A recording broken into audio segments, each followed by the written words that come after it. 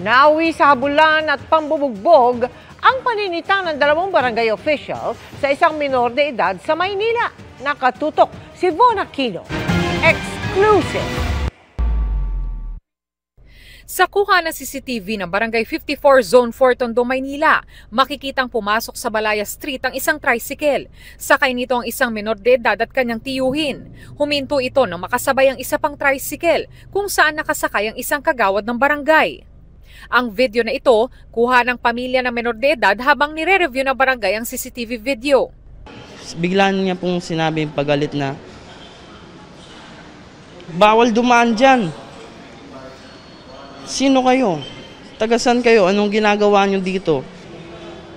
Sige po, ialis ko na po. Pero nang paalis na sila, hinarang pa rin sila ng kagawad at hinabol habang papaalis. Nung marurot siya, si Tito, di po namin namalayan na nakahawak pala si kagawad dito sa may likod ng motor. Kaya siya tumumba.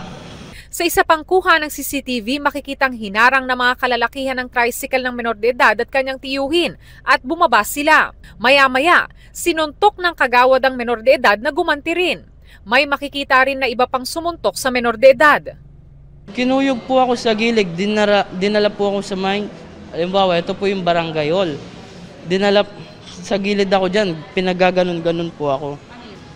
Nag-chat po ako sa naisipan ko pong mag-chat sa may critical moment na yun, sa may family group chat namin. Tulong, tulong. Doon na po ako umawat. Sabi ko minor yan, minor. Wala raw minor dahil kinapak niya yung kagawad. Nagkapunit-punit ang damit ng menor de edad at sumakit ang katawan. Kaya agad silang nagpa-medico legal at dumulog sa MPD Women and Children Concerned Section.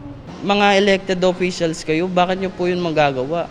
Dapat magiging ehemplo kayo ng mga ordinaryong mamamayan ng barangay nyo.